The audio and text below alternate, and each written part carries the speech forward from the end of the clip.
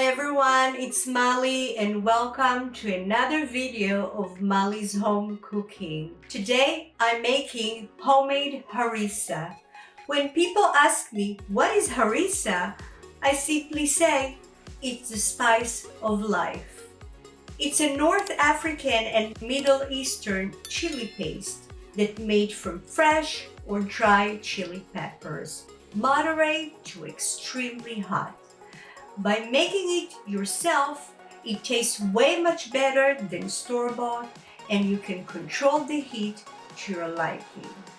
Harissa have a unique spicy flavor and vibrant red color that bring any dish to shine.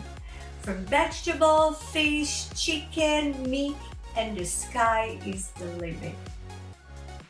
Are you ready to make a fantastic harissa with me? Let's get started. When I make harissa, I usually make a bigger batch to last me for a longer time and to give away some to my friends and family.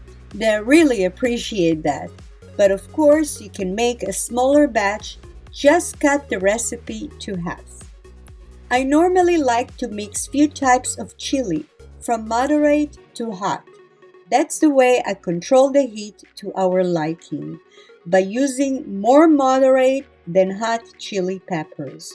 You can mix and match, use more or less to suit your taste.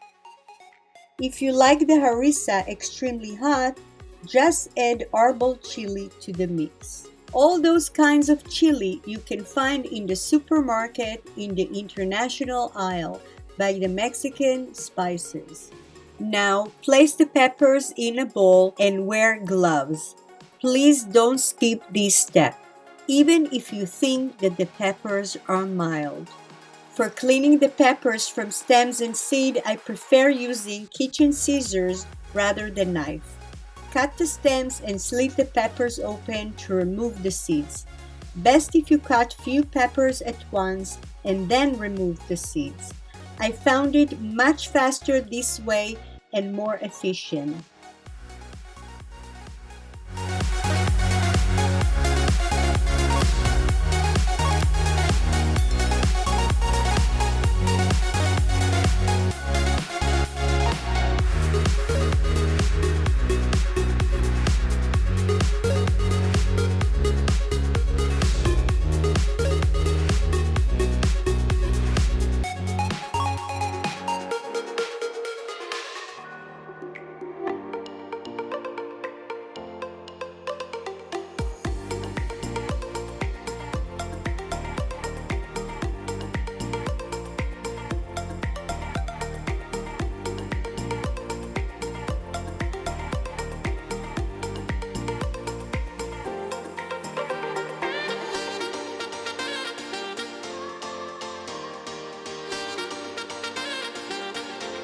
Now we need to rinse the pepper thoroughly from any dust or debris, and we want to place them in a large bowl and cover them with cold water. Please do not use hot or boiling water. It will change the texture and the flavor of the peppers. Use cold water only.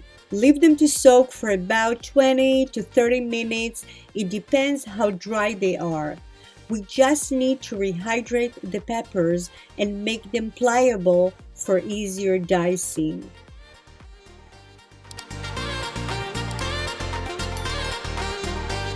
In the meantime, I prepare the garlic.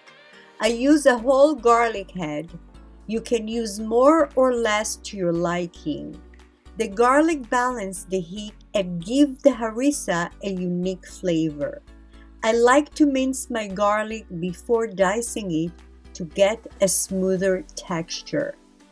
Soaking time is over. Drain the water and leave the peppers in the colander to drain for extra few minutes. For easier cleanup and to protect my lighter counter from getting stained, I use a baking sheet cover with aluminum foil and some paper towels.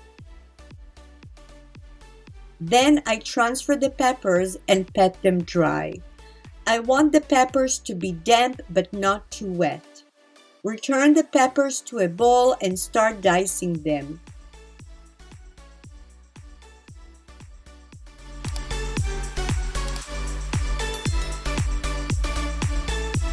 You can use meat grinder or food processor, whatever you have or prefer. Just make sure while using a food processor, some pieces of peppers will stuck underneath the blade, so you need to move them around. During dicing, add some of the minced garlic and drizzle some olive oil to lubricate. Make sure to dice the peppers to a creamy, smoother paste. If needed, dice again. For seasoning the harissa, you will need to adjust it accordingly to how big of a batch you are making. For 1 kilo, which is over 2 pounds of peppers, I add 1 tablespoon of salt, 1 teaspoon of ground cumin, 2 tablespoons of white vinegar, and about half a cup of oil.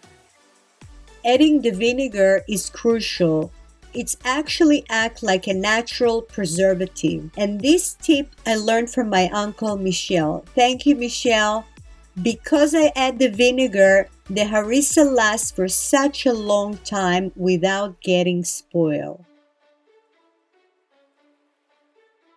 I like to store the harissa in smaller containers and drizzle some oil on top to create a barrier. And whenever I use some harissa, I always make sure to cover it with oil to keep it fresh and moist.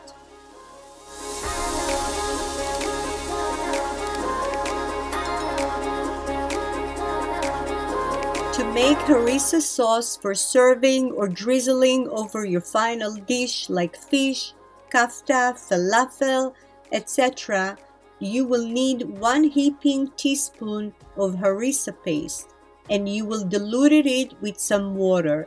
Depends on the consistency you like, thicker or thinner sauce. Add juice from half a lemon, 2 tablespoons of olive oil, salt to taste, and mix it well.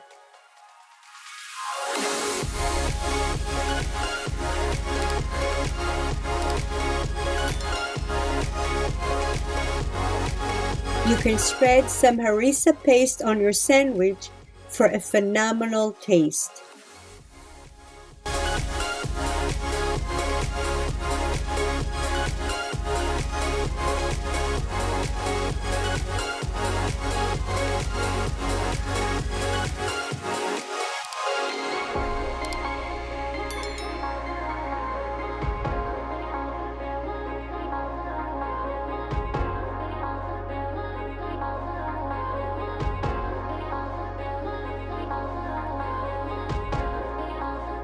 Enjoy.